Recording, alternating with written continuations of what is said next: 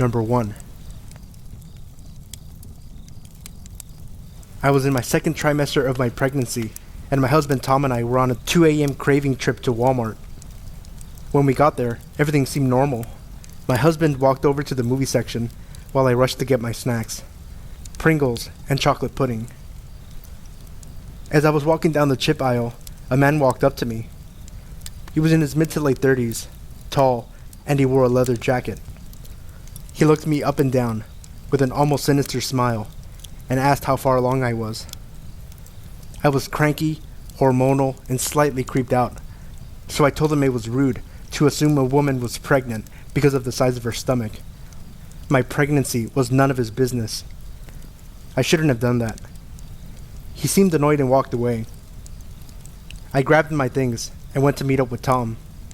The man kept showing up and just stared at me from the end of each aisle. I started to feel really uneasy and whispered about the man to Tom.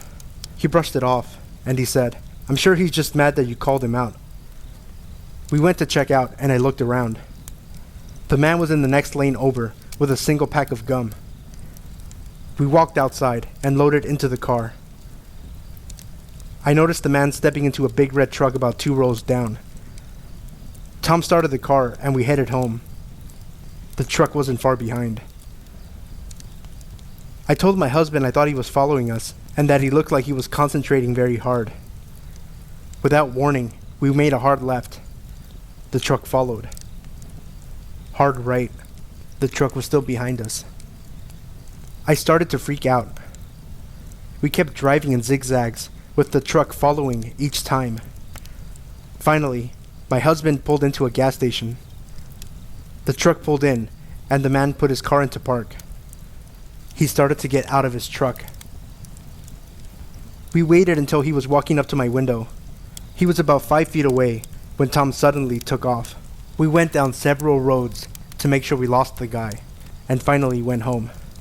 I was so thankful to Tom for keeping a clear head and coming up with a good plan to get me away from that creep. He's my hero.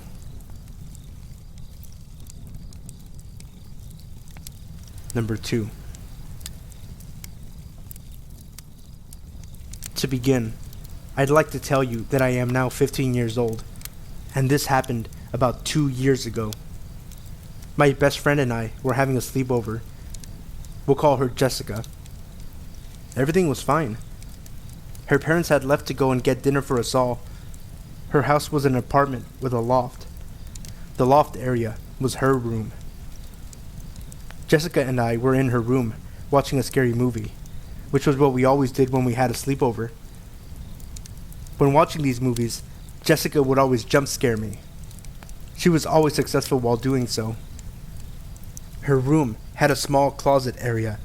It was more of where the water heater or the furnace was.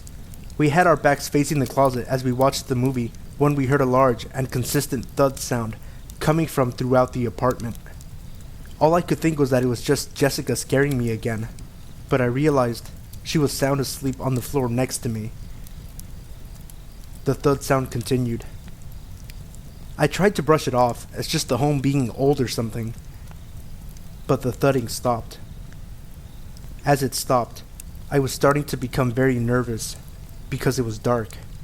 The movie was over, and it was very quiet. Not even her cats made a sound.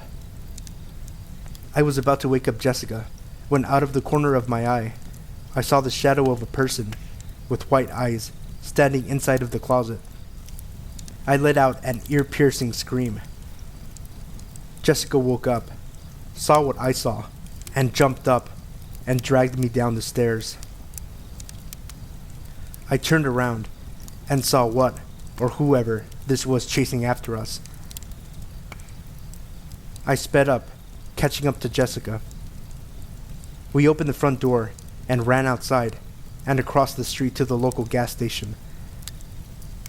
Once there, we turned around and saw this figure outside the house, staring at us.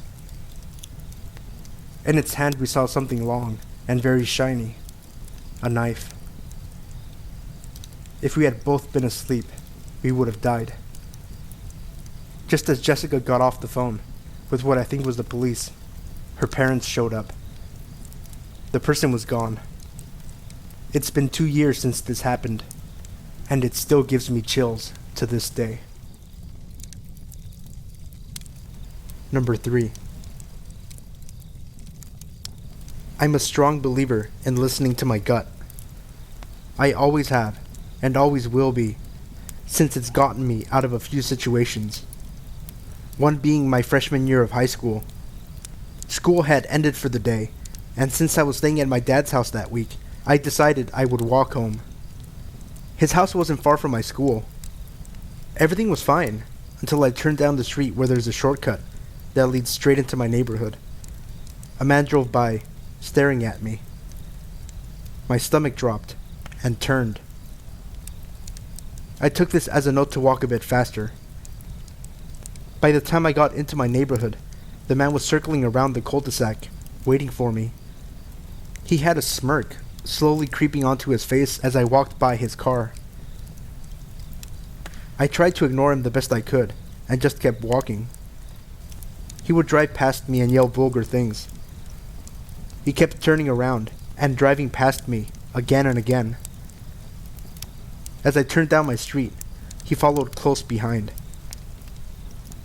I saw him drive down my street and turn into someone's driveway to turn back around. I quickly got into my house and locked the door behind me. I then turned around to look in the peephole so I could see if he had left. He hadn't. The man pulled up into my driveway and got out of the car.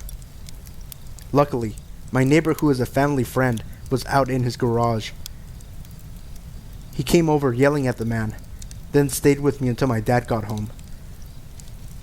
A week later, my dad told me he saw the man parked at the end of the street, waiting for me. He went and threatened the man, and we haven't seen him since. I'm still freaked out a bit every time I go and visit my dad. It's safe to say, I won't be walking home alone ever again.